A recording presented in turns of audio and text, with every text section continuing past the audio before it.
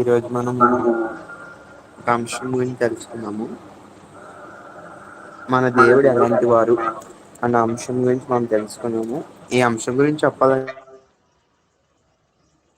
చాలా త్వరగా ఒక 10 minutes లో మనకు తెలిసిన దాంట్లో చెప్పుకొని ముగించుకున్నాము. ఎవరు లెఫ్ట్ అవుతున్నామా ఆయనకి సమయం ఎంత ఎక్కువ ఇస్తే అంత మంచిది అన్నమాట. సో వాక్యంలోనికి వెళ్ళాము. మత్తయి సువార్త 11 అధ్యాయము 29 వచనము. నేను సాత్వికుడను దీన మనసు గలవాడను. దేవుడు సాత్వికుడు అంటే ఎంత సాత్వికుడు అంటే మనం జీవించినట్లు ఆయన జీవించినట్లు ఎవరు జీవించలేరన్నమాట. అంత సాత్వికంగా, ఎంత కూల్గా, ఎంత క్షమాగుణం కలిగి, ఎంత దయా హృదయం కలిగి ఉంటారన్నమాట. ఆయనలో మనకి పాపం కనబడదు, కోపం కనబడదు. ఆయన ఎంతో నీతిమంతుడు, అబద్ధంలాడు. ఇంకా ఎలా చెప్పుకోవాలంటే ఎన్నో ఉంటాయి అన్నమాట. ఆయనలో అసలు ఆ పాపం అనేదే ఉండదు. ఆయనలో మనము ఆయన మీరు ఇది తప్పు చేశారు అని వేలెత్తడానికి చూపించడానికి మనం సరిపోము. అసలు ఆయన తప్పే చేయరు. అంత గొప్ప దేవుడు అన్నమాట మన దేవుడు. ఆయనలా జీవించాలంటే మన వల్ల అవదు. ఆయనలో జీవించాలంటే ఖచ్చితంగా పరిశుద్ధాత్మ శక్తి మనలో ఉండాలి. ఆయన సహాయం తీసుకొని మనం ఆయనలా జీవించాలి తప్ప మన వల్ల మనంగా ఆయనలా జీవించలేము. ఇంకోటి, మన దేవుడు జాలిగల దేవుడు. ఎంత జాలిగల దేవుడు అంటే మనము రోజు ఏదో తప్పు చేస్తా ఉంటాము. ఎంత తప్పు చేసినా దేవా నన్ను క్షమించని పశ్చాత్తాపంతో అడిగిన వెంటనే క్షమిస్తారు. ఒకవేళ క్షమించకపోతే నా కుమారుడు ఏమైపోతాడని ఆలోచించి వెంటనే వితిన్ ఫ్రాక్షన్ ఆఫ్ సెకండ్స్ లో మనం క్షమించి దగ్గర చేర్చుకుంటారు ఆయన. అంత గొప్ప దేవుడు మన దేవుడు. బైబిల్లో చూస్తాము, గుడ్డి వారిని స్వస్థపరచడము అని, మరణించిన వారిని లేపడము, కుష్టి రోగులని స్వస్థపరచడము, పక్షవాయు రోగుల్ని స్వస్థపరచడము, జ్వరము, ఇంకా అనేక అద్భుతాలు అనేవి చూస్తాం మనం. అంటే ఇవన్నీ జాలి, దయ, మంచి మనసున్న వాళ్ళు మాత్రమే చేయగలరు. అందులోనూ దేవుడికి తప్ప ఇంకెవ్వరికి సాధ్యం కావు ఈ పనులు. ఆయనకి తప్ప ఇంకెవరికి సాధ్యం కాదనమాట. ఇంత గొప్ప దేవుడు అనమాట మన దేవుడు. ఇంకొక విషయం చూస్తే హెబ్రీ పత్రిక 13 అధ్యాయము 8 వచనం. యేసుక్రీస్తు దేవుడు నిన్న నేడు ఒకటే రీతిగా ఉన్నాడు. అవును, యుగ యుగములకు ఒకటే రీతిగా ఉన్నాడు. అంటే దేవుడు ఎప్పుడు, నిన్న మొన్న ఈ రోజు అని కాదు, ఎప్పుడు ఒకేలా ఉన్న దేవుడు మన దేవుడు. మాట ఇచ్చే దేవుడు, మాట మీద నిలబడే దేవుడు. సపోజ్ మనకి తెలిసిన వాళ్ళన్నా, మన రిలేటివ్ ఎవరైనా అయ్యుండొచ్చు, మాట ఇస్తారు కానీ మాట మీద నిలబడతారు లేదో డౌటే. కానీ మన దేవుడు మాట ఇచ్చారంటే, వాగ్దానం ఇచ్చారంటే ఖచ్చితంగా నిలబడిపోతారు దాని మీద. అది ఖచ్చితంగా నెరవేరుతుంది. నెరవేరకుండా అయితే ఉండదు. ఎప్పుడు ఒకేలా ఉండే దేవుడు అయితే కాదు మన దేవుడు. నీకు మాట ఇచ్చారంటే ఎప్పటికైనా మాట తప్పరు. నిన్న నేడు నిరంతరం ఒకే రీతిగా ఉండేవారు. వాగ్దానములు నెరవేర్చే దేవుడు.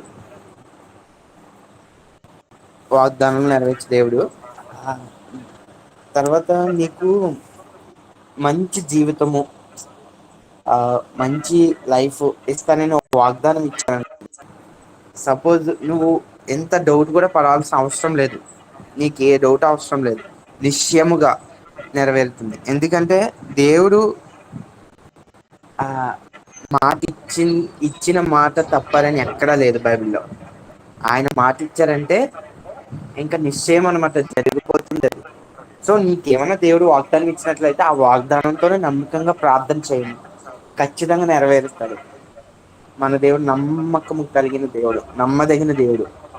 నీకు శ్రమల నుంచి విడుదల కలగజేయాలన్నా ఆయన తప్ప వేరే ఎవ్వరు కూడా మన శ్రమల నుంచి విడుదల చేయలేరు. ఎంత ఇబ్బందుల్లో ఉన్నా, ఎంత కష్టంలో ఉన్నా సరే ఆయన తప్ప వేరే ఎవ్వరు కూడా మనకి సహాయం చేయలేరు. కాకపోతే మనము ఇందులో ఒకటి ఉండాలి, మనకి విశ్వాసం అనేది ఉండాలి. విశ్వాసము అనేది ఎంత ప్రాముఖ్యం అంటే, విశ్వాసంతోనే ఏదైనా కట్టడం అన్నా, మన ప్రార్థన దేవుడు ఆలకించడానికి కూడా కారణం విశ్వాసమే.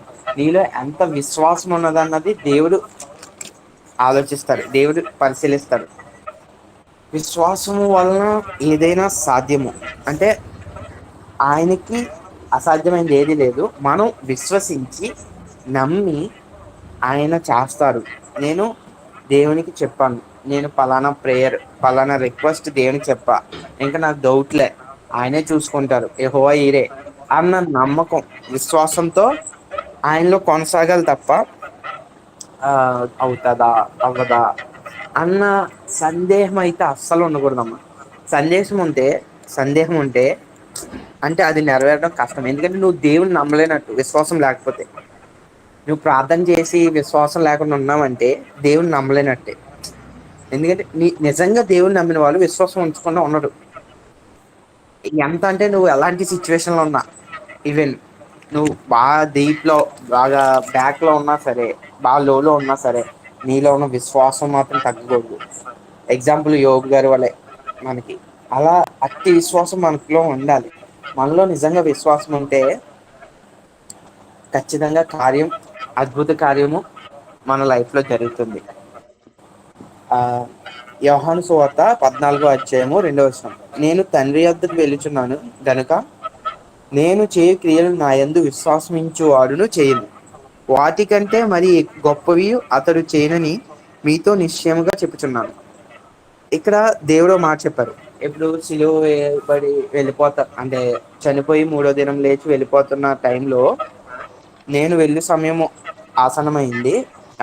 నేను ఇప్పుడు దాకా చేసిన అద్భుత క్రియలు కూడా మీరు కూడా చెయ్యొచ్చు. ఎవరైతే నా యందు విశ్వాసం ఉంచుతారో, పూర్ణ విశ్వాసము, వాళ్ళు ఖచ్చితంగా చేస్తారు. నాకంటే గొప్ప అద్భుతాలు కూడా చేయగలరు అని దేవుడు మనకు చెప్పారు. ఎలా చెప్పారంటే ఎంత ఖచ్చితంగా, నిశ్చయము.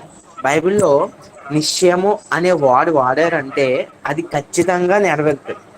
ఇంకా కన్ఫర్మ్ డౌట్ అనేది ఉండదు, సందేహమే లేదు. అంత నిశ్చయముగా దేవుడు నిశ్చయముగా వాడారు అంటే ఖచ్చితంగా ఇది జరిగిపోతుంది ఖచ్చితంగా అని అర్థం అన్నమాట. దానికి ఎగ్జాంపుల్ గా పేతురు గారు కూడా ఎన్నో అద్భుత కార్యాలు చేశారు. దేవుడు చేసిన తర్వాత, దేవుడు చనిపోయి సిలువ వేయబడి పరలోకానికి వెళ్ళిన తర్వాత పరిశుద్ధాత్మ శక్తితో ఆయన కూడా ఎంతో మంది రోగులను స్వస్థపరిచారు, దెయ్యాలను వదిలించారు. అంటే ఇవన్నీ విశ్వాసము ద్వారానే జరిగాయి. సో మనము కూడా విశ్వాసంతో ఉంటే ఏదైనా సాధ్యము. ఫస్ట్ మనము నమ్మాలి. మనం నమ్మి విశ్వసించి ఇది జరుగుద్ది అన్న విశ్వాసం, దృఢ సంకల్పం మనలో ఉంటే జరగదంటూ ఏది ఉండదు. దేవుడు ఖచ్చితంగా కార్యం చేస్తారు. సో అతి విశ్వాసం మనలో తెచ్చుకున్నాము. ఆ సొమ్మసిల్లి ఇంకోటి ఏంటంటే సొమ్మసిల్లిన వారిని ఆదరించు దేవుడు. సపోజ్ మన జీవితము చాలా లో అయిపోయింది, ఇంక వేరే సిచ్యువేషన్ లేదు, నా లైఫ్లో ఇంకా మారదు, నా లైఫ్ ఇంకంతే, ఎప్పుడు చూసినా అప్ అండ్ డౌన్స్ లేదా డౌన్స్ అన్న సిచ్యువేషన్లో ఉన్నా సరే దేవుడు నిన్ను ఆహ్వానిస్తున్నాడు. మనం ఏమన్నా తప్పు చేస్తుంటే క్షమించమని అడిగి ఆయన దగ్గరికి వెళ్ళి నీ యొక్క ప్రేయర్ రిక్వెస్ట్ని ఆయన దగ్గరికి పెడితే డౌన్లో ఉన్న నువ్వు హైలోకి వెళ్తావు. ఖచ్చితంగా హైలోకి వెళ్తావు. అత్యద్భుతంగా గొప్ప కార్యాలు చూస్తావు. దేవుడు తాను ఎప్పుడు హెచ్చించుకోలేదు, ఎప్పటికప్పుడు తగ్గించుకుంటూ వచ్చారు. మనం కూడా హెచ్చించుకోకూడదు. నేనే గొప్ప, నాకంటే గొప్ప వాళ్ళు ఎవరు లేరు అన్న హెచ్చు మనలో ఉండకూడదు. నేను బాగా చదువుతాను, నేను బాగా ఆడతాను, నేను బాగా ఎడిటింగ్ చేస్తాను, నేను బాగా చేస్తాను అన్న హెచ్చింపు మనలో ఉండకూడదు. ఎప్పుడు తగ్గించుకోవాలి ప్రతి విషయంలో. సపోజ్ నేను ఎగ్జాంపుల్గా చెప్పాను, ఇవి ప్రతి విషయంలో బైబిల్ బాగా చదువుతాను, నాకంటే తోపు ఎవరు లేరు, నేను పాటలు బాగా పాడుతాను అని ఎప్పుడు మనం హెచ్చించుకోకూడదు. హెచ్చించుకుంటే ఖచ్చితంగా ఏదో టైంలో పడిపోతాం. మనం తగ్గించుకోవాలి. ఏ విషయంలో మనం ఎంత ఉన్నా సరే తగ్గించుకోవాలి. దేవా, నేను ఇలా ఉన్నానంటే అది కేవలం నీ కృప మాత్రమే. నేను ఎలా పాడగలుగుతున్నానంటే కేవలం నీ కృప మాత్రమే. నేను ఎలా బైబిల్ చదువుతున్నానంటే కేవలం నీ కృప మాత్రమే. నేను ఎలా ఉన్నానంటే సమస్తము నీ కృపమే. నీ కృప లేనిదే మేము ఇంత కార్యము ఇంత అలా చేయలేము వర్క్ అనేది అన్న తగ్గింపు గుణం మనలో ఉండాలి. అలా తగ్గించుకుంటే దేవుడు అన్నారు, తగ్గించుకున్నవాడు హెచ్చింపబడును అని బైబిల్లో ఉంది. అలాగే దేవుడు తగ్గించుకునే ఉన్నారు ఎప్పుడు కూడా తను తాను హెచ్చించుకోలేదు. నేను ఇంతమందికి హెల్ప్ చేశాను, నేను ఇది గుడ్డి వాడిని స్వస్థపరిచాను, ఇది చేశాను అవి చేశానని ఎప్పుడు దేవుడు చెప్పుకోలేదు గొప్పగాను. మనము చెప్తున్నాం గాని అది అలాంటి తగ్గింపు తత్వం మనలో ఉండాలి. సో అలాగే ఒకవేళ నువ్వు వెళ్ళే దారి మూసిపోయింది అనుకో, మూసిపోయింది, వేరే దారి లేదు, అనదర్ వే లేదు నీ లైఫ్ లో. ఇలాంటి సిచ్యువేషన్ లో విశ్వాసం ఉంచి నమ్మకంతో ప్రార్థన చేస్తే వే ఆటోమేటిక్ గా నీ దగ్గరికి వస్తుంది. ఖచ్చితంగా ఖచ్చితంగా ఇలాంటి సిచ్యువేషన్ యోసేపు గారి జీవితంలో జరిగింది. లోయలో పడిపోయారు, ఆయనకి దారి లేదు. సారీ, అమ్మి వేసి పడ్డారు. లోయలో ముందు పడివేశారు, తర్వాత అమ్మి వేయబడ్డారు. అమ్మ వేసిన తర్వాత ఆయనకి వేరే దారి ఏమీ లేదు. ఆయన విశ్వాసం ఉంచారు. విశ్వాసం ఉంచిన తర్వాత ఆయన్ని దేవుడు రాజు చేశాడు. సో మన లైఫ్ లో ఎలాంటి సిచ్యువేషన్లు ఉన్నా దేవుని నమ్మడం మాత్రం మానకూడదు. విశ్వాసంతోనే ఆయన యందు నమ్మకం ఉంచి ప్రార్థన చేయాలి. విశ్వాసం ద్వారానే ఏ పనులైనా జరుగుతాయి, ఏ క్రియలైనా జరుగుతాయి, ఏ అద్భుతాలైనా జరుగుతాయి. అట్టి విశ్వాసము దేవుడు మన పట్ల ఉంచాలని, మన పట్ల కలిగించాలని కోరుకుంటూ ఈ వాక్యం దేవుని ఎంచుకొని కోరుచు.